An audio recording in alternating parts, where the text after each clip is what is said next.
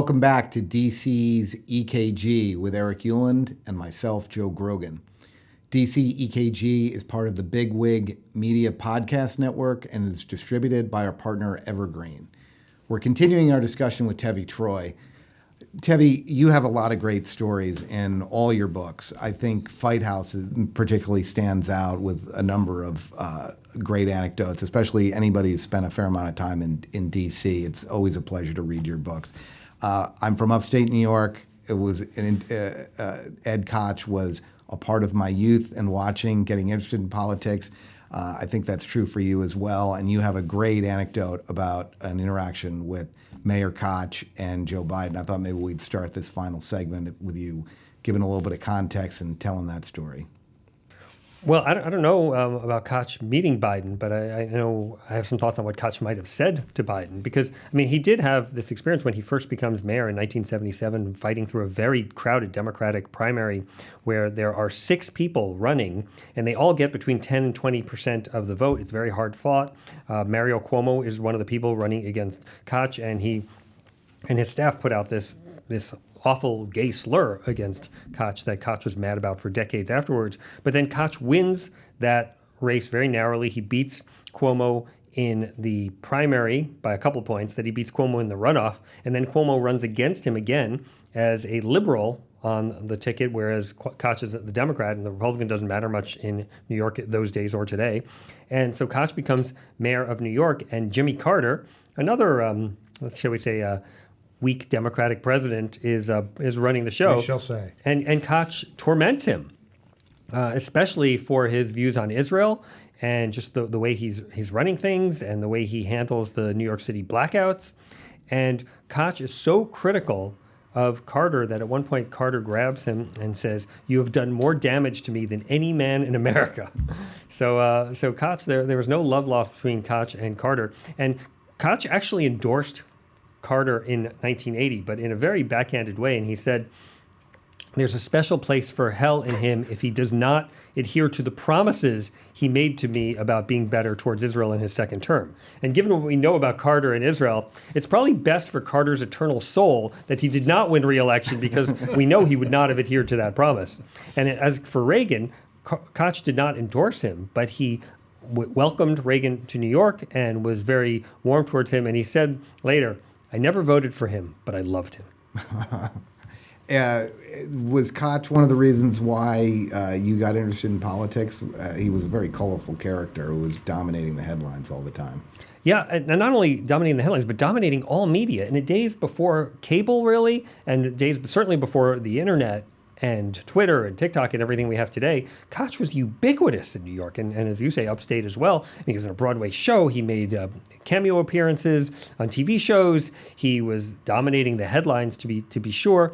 He was just everywhere. You could not get away from Ed Koch, and I just found him fascinating. And it's interesting, as you guys know, I'm a Republican. I worked in a Republican administration, but Koch was kind of a Democrat that I could deal with. He himself called himself a liberal with sanity. And it was really he and Ronald Reagan in my youth who inspired me to get involved in politics. Reagan was obviously a Republican, although he had come over from the Democratic Party. And Koch never made the migration to the Republican Party. But the things I liked about Koch, meaning the support for Israel, wanting to be tough on crime, trying to get a balanced budget, calling things as he saw them and not according to some weird PC list of how you're allowed to speak about things. I mean, he called things as they were, and those things I found in the Republican Party more than in the Democratic Party. What do you think he would tell Joe Biden today? I think he'd be pretty critical of Joe Biden and the way he's let, I think, the more liberal elements of the party run the day. And look, Koch was willing.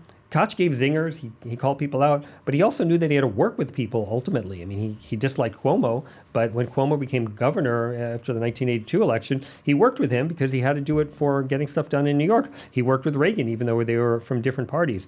And I think the way that what Biden does in calling out Republican voters in a way, the Bull Connor comment that I mentioned earlier, or the ultra MAGA, the semi-fascist stuff, I think that alienates the voters. Now, Koch was certainly willing to criticize a politician with whom he disagreed, but he didn't make it about the voters. He didn't want to alienate the voters because he wanted them on his side. Do you think Biden says these things, it's coming from inside of him, or there are forces within the White House who Well, are... we actually know with Bull Connor that came specifically from John Meacham, who was one of the historians with whom Biden has met more than once.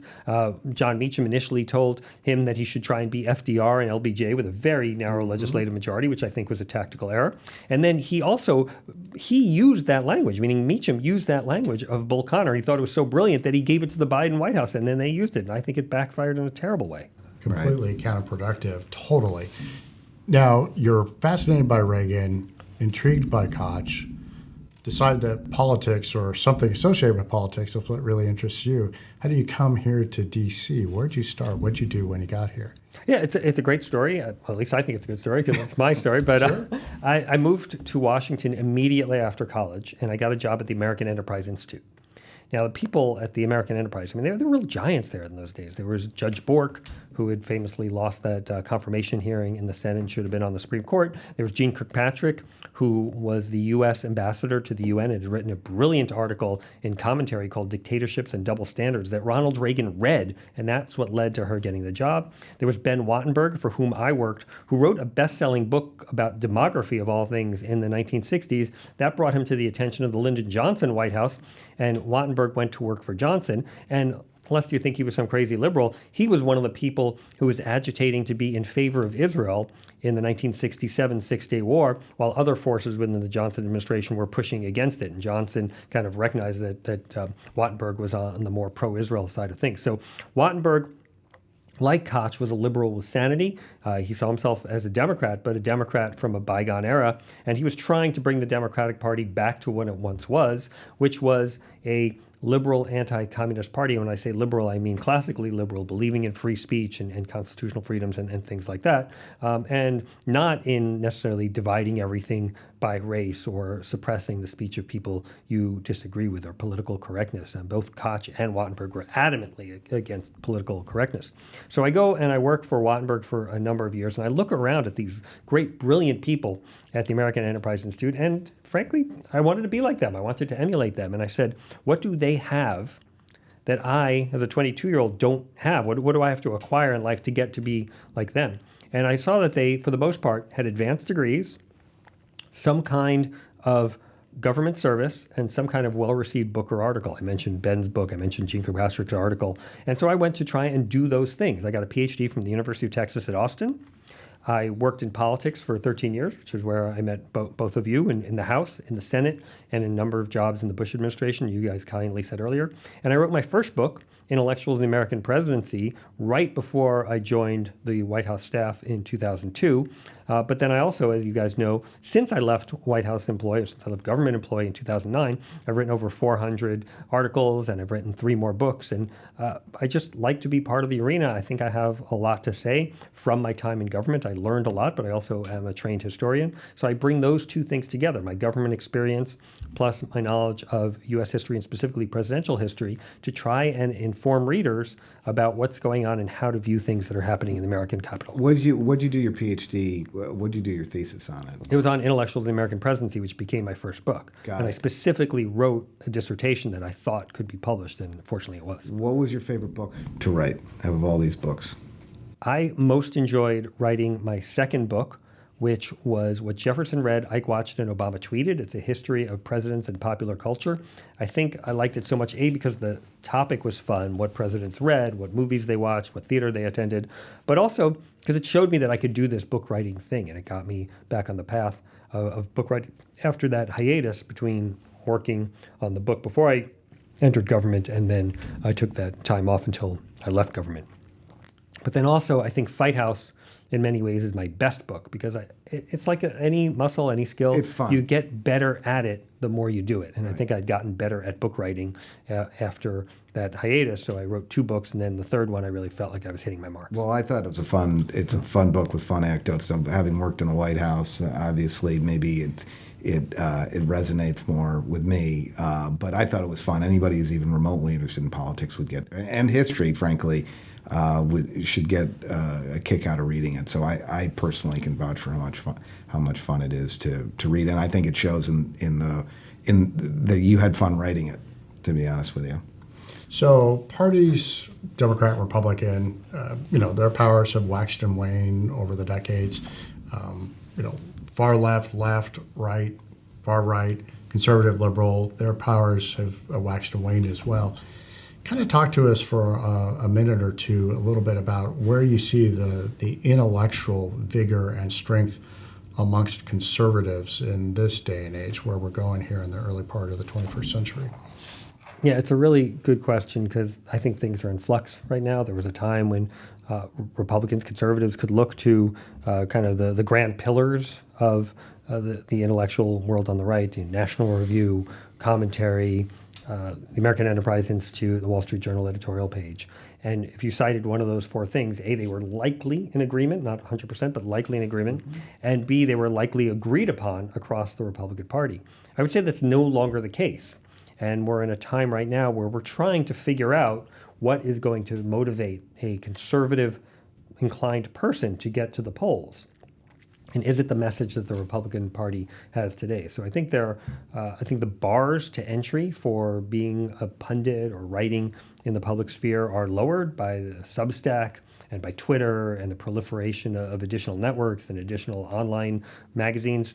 And so you have a lot more voices out there. Things are a lot more muddy. And I think the Republican Party is kind of going through a moment where we're trying to figure out what unites us. Now, Reagan famously got kind of behind the fusionist idea, which was famously Frank Meyer's idea that he built at National Review, which is there's a three-legged stool of traditional conservatives, libertarian types, and foreign policy conservatives. And all three of them agreed on the need to oppose communism because communism was such a threat. So that was to our way of center life. of their Venn diagrams to take Kamala Harris's favorite analytical tool.